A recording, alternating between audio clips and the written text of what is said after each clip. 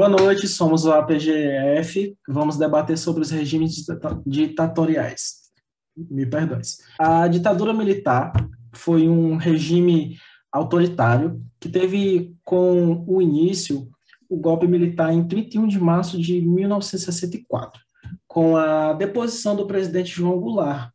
O regime militar durou mais ou menos 21 anos, estabeleceu a censura à imprensa, fez restrição aos direitos políticos e perseguição policial aos opositores do regime. Durante a ditadura, os presidentes eram Castelo Branco, que a política interna dele foi a criação do Serviço Nacional de Informação, Arthur da Costa e Silva, a política interna dele entrou em vigor a Constituição de 1967 e promulgação do AL5. No meio, né, desse governo, teve a Junta Governativa Provisória, tá? Que foi composta por 3 ministros. Ministro do Exército, Aurélio de Lira Tavares, ministro da Marinha, Augusto Rademacher, perdão, e ministro da Aeronáutica, Márcio de Souza Mello, tá?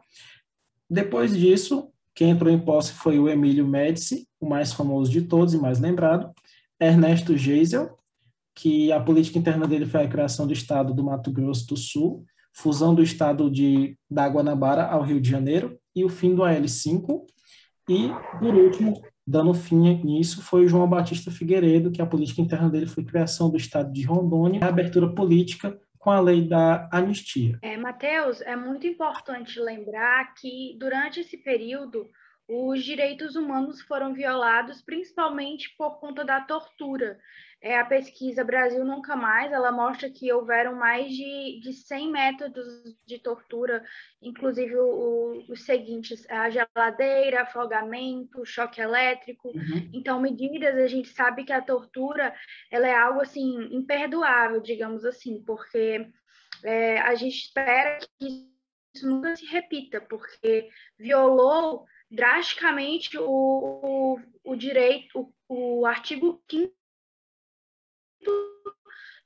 da Declaração Universal de Direitos Humanos, que diz explicitamente que a tortura é algo assim absurdo.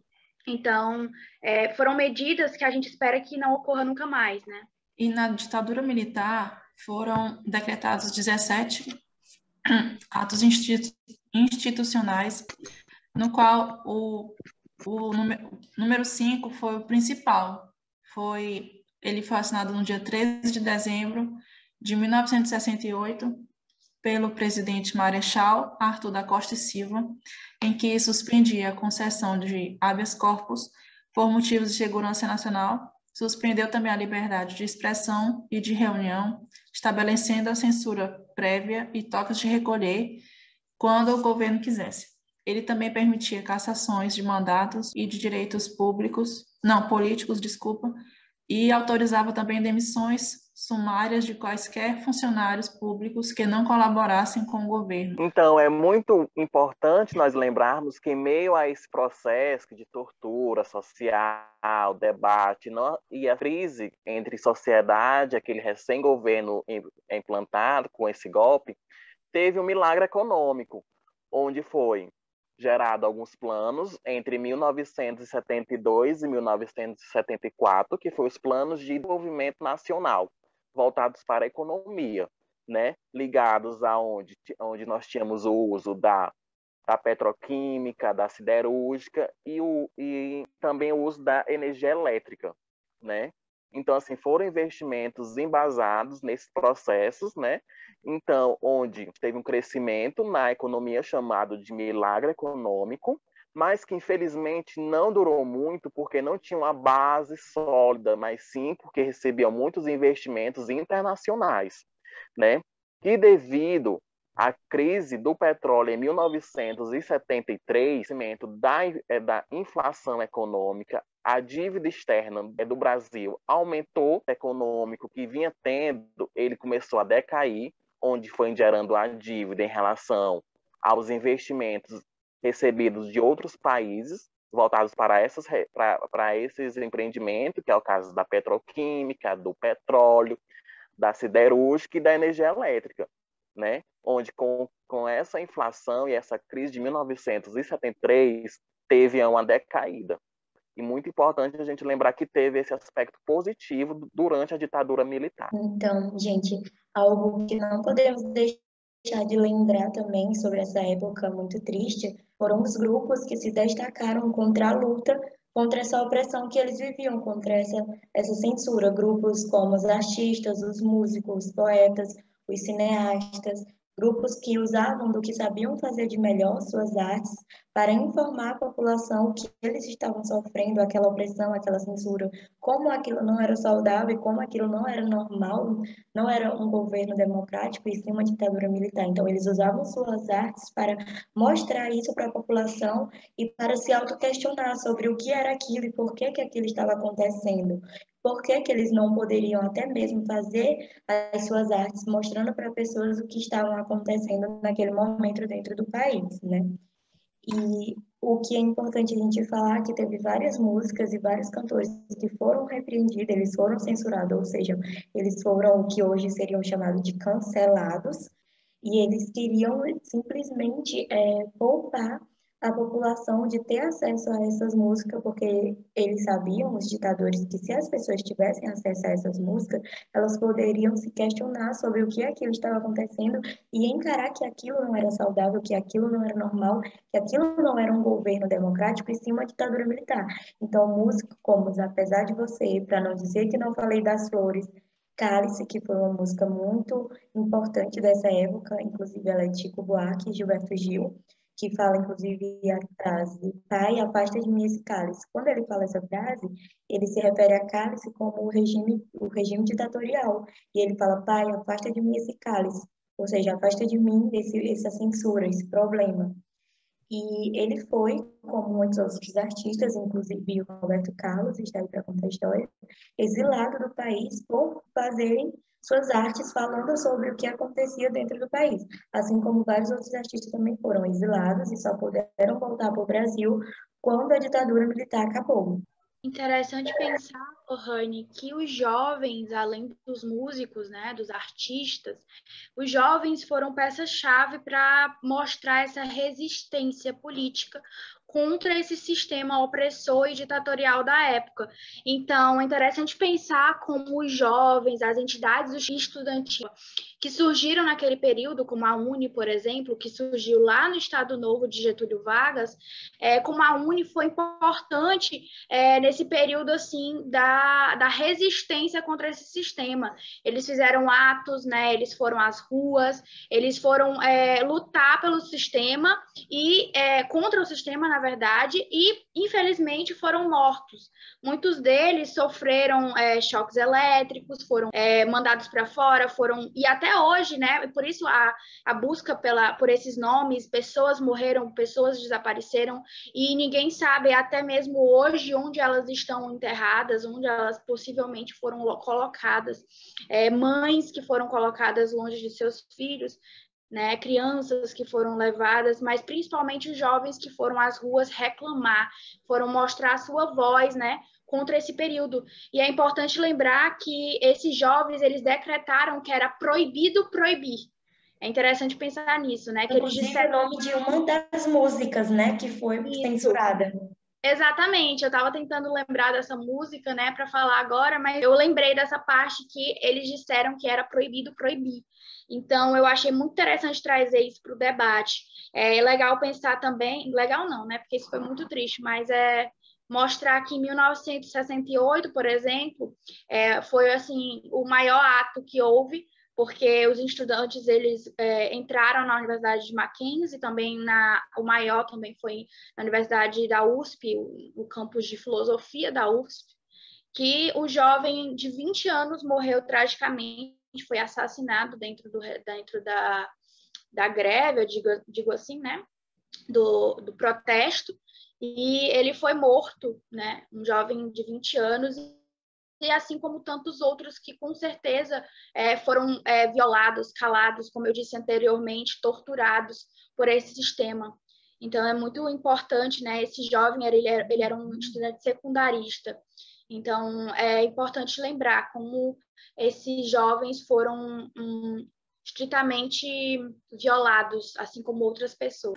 Hoje em dia se fala muito de crise, né? Crise no setor financeiro, crise no setor da educação, da segurança do Brasil também, mas uma crise que afetou de uma forma bem drástica, bem negativa, foi justamente a crise pós-ditadura militar. Ela assolou ali 3 trimestres, né, entre 1981 e 1983, depois do último governo, que foi do general Figueiredo, onde a economia ela teve uma queda de 8,5%. Essa porcentagem ela tem um valor significativo, porque para aquela época era muito abaixo do esperado, né? E quando a década de 80 ela chegou, a situação econômica ela piorou, porque juntou, né, as partes da ditadura que atingiu a população, junto com a mudança de cédula e tudo mais, isso tudo foi uma junção de fatores que veio ficar de uma forma negativa. Em 1980, foi apresentada uma taxa de crescimento econômico de 2,9%, uma taxa mínima, muito pouca, né? E essa taxa ela representou uma queda drástica, né, em relação às décadas anteriores, antes da ditadura militar. E, além disso, a inflação ela também sofreu um avanço considerável. Vocês sabem que a inflação ela é responsável até pelo aumento de uma Coca-Cola, porque uma Coca-Cola em 2003 ela custava R$ 2,00, R$ 1,50. Hoje em dia, uma Coca-Cola ela custa 9, 10, 15 reais, dependendo do local que você for. Então, a inflação ela tem uma responsabilidade financeira muito ativa no nosso poder econômico. Ela influencia absolutamente tudo, certo? A inflação pós-ditadura militar, ela teve um aumento de 223% no ano de 1985, certo? Que foi o último ano ali da ditadura, e de 2000 anualmente, até a implantação do Plano Real, que é a cédula que a gente usa hoje. Até esse plano ser instalado no Brasil, aumentou 2.000% ao ano. É um elevado número que, com certeza, mexe aí com o bolso do rico, do pobre, do que tem menos, do que tem mais, certo? E vale lembrar que o Plano Real, que é o atual vigente, né, ele foi implementado em 1994. Obras faraônicas ainda tem um papel muito importante para o Brasil, porém trouxeram consigo estagnação econômica e impactos ambientais. Os militares trouxeram para o Brasil a nova Revolução Industrial entre 1967 e 1979, com a intenção ufanista de Brasil Grande. E essas obras foram fruto para expressar o poderio brasileiro. Entre elas estão a Transamazônica, Perimetral Norte, hidrelétricas de Itaipu, Tucuruí, Angras 1, 2, 3 e a Ponte Rio-Niterói, que atravessa do Nordeste ao Sul, contabilizando 13 quilômetros de extensão. Gostaria de lembrar que na nossa síntese, na verdade, é que, como eu disse anteriormente, como todos nós dissemos, o Davi ressaltou uma coisa positiva, mas em seguida ele falou do aspecto negativo. Então, a gente pode lembrar, né, que a nossa síntese, ela, na verdade, que isso não ocorra novamente, é o nosso desejo, para que isso não se perpetue. A gente está aqui nesse trabalho justamente mostrando a realidade do que aconteceu, porque como a gente estudou na sua matéria, a gente precisa mostrar as coisas que aconteceram para que elas não ocorram novamente. Então, é isso que a gente quer lembrar. A nossa síntese é realmente essa, mostrar os aspectos, os temas e os subtemas, como a Aliana acabou de dizer, e lembrar que isso não pode ser esquecido, porque jamais deve ocorrer novamente. Sem contar que é um medo tão presente quanto antigamente, né? Porque hoje está sendo um medo constante, porque é algo que pode vir cedo ou tarde ter um golpe militar. né? E a gente retroceder, porque muitos países, eles evoluem, né? Eles crescem financeiramente, na segurança, na saúde, na educação, e o Brasil não. O perigo do Brasil atualmente é dele retroceder, ele voltar lá em 1980, 1960, e a gente viver tudo aquilo. Então, a nossa luta, nós não podemos nos calar diante de uma possível situação, de uma possível calar de boca. A gente não vai poder ter acesso à educação, à segurança, não vamos ter acesso à televisão, que é, querendo ou não, é uma das maiores fontes de comunicação e de situações atuais, principalmente no meio político. Então, é importante que nós lutemos para que isso não venha ocorrer atualmente. Existe uma frase de Humberto Gessinger, o compositor de Engenheiros do Havaí, que ele fala: o fascismo é fascinante, deixa muita gente fascinada. O que acontece é que, se a gente não faz o que estamos fazendo hoje aqui no grupo, debatendo, questionando, mostrando pontos importantes de pensamentos, pode ser que aconteça de ser influenciado facilmente por uma ditadura, porque é isso que eles fazem, eles influenciam, manipulam com ideias perfeitas que, na verdade, não são colocadas em prática, para que eles tomem um governo como um poder de fato e assim deixe a democracia evaporar. Que não pode acontecer hoje. O que estamos fazendo isso, para fixar mesmo melhor, o que estamos fazendo hoje, como Maria Rita e a Liana falaram, é lembrando o que aconteceu para que possamos nos questionar, nos lembrar sempre que aquilo foi um horror, foi a era do terror no Brasil, né? Muitas pessoas foram mortas e por simplesmente seguirem seus pensamentos, por simplesmente serem contra um governo autoritário.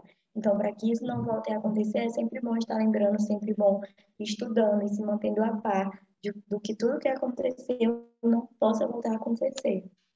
E a divulgação desse assunto hoje, ele é muito importante para que aquelas pessoas que fazem seus movimentos pedindo a volta do AI-5, pedindo a retomada que é do golpe, pedindo que tenha esse novo estilo, que esse mesmo estilo de governo implantado nesse período. Tem pessoas que pedem, como a gente vê nos meios de comunicação, mas que faz a gente pensar, será que elas têm realmente o conhecimento do fato, do que aconteceu mesmo? E se a gente for pensar, será que os nossos direitos, que a Constituição nos traz, os direitos humanos, será que seriam respeitados? Então, assim, são pontos de interrogação que a gente fica sem entender, né? E eles visam muito a dizer que nós teríamos um grande processo e um melhoramento na nossa economia, sendo que eles não, eu acho que eles não têm o entendimento que teve, sim, esse milagre econômico nesse momento, mas só que teve o aumento da inflação, teve o aumento de preços, então, assim, nós teríamos que passar por isso novamente, ou então, se era pior, que se fosse acontecer agora, né? Então, assim, a gente tem que divulgar essa ideia, a gente tem que divulgar esse assunto para que essas pessoas que pedem de volta esse modelo de política, para que elas entendam que teve, sim, esse milagre econômico, mas que hoje seria até de forma pior, como a gente acompanha atualmente o aumento da gasolina. Então, assim, a gente tem que estudar e ver que isso já vem acontecendo mesmo sem ter golpe, né? Sem implantação desse governo, a gente está tendo esses aumentos. Então, assim, como seria com a implantação desse aumento, dessa forma que é de governo? Então, assim, é muito importante que a gente busque entender e estudar, de fato, o que aconteceu nesse período. Para encerrar a nossa reunião, né, o intuito desse vídeo e desse canal é justamente instruir as pessoas mais leigas sobre esse assunto, qual é a finalidade desse tipo de movimento e como é ruim que isso volte a acontecer, porque é uma era que já se passou e não deve voltar, né? Até como os meus colegas falaram, é um retrocesso, né? Então, esse foi um projeto social implantado na nossa faculdade. Espero que todos que estejam nos assistindo tenham gostado, tá? Gostaria de agradecer logo aos meus colegas de grupo e meus colegas de turma. Gostaria de agradecer ao nosso professor Nelson por introduzir esse projeto na nossa turma e espero que, ao decorrer do tempo, vocês tenham visto os vídeos e gostado desse novo modelo de informação. Muito boa noite e muito obrigado. Deixem seu like. Deixa like, favorito, se inscrevam no canal. Se inscrevam no canal e comentem, falem. Nós merecemos 10, 20 na verdade. Essa gente inventa cada coisa. Isso é tudo bem, pessoal.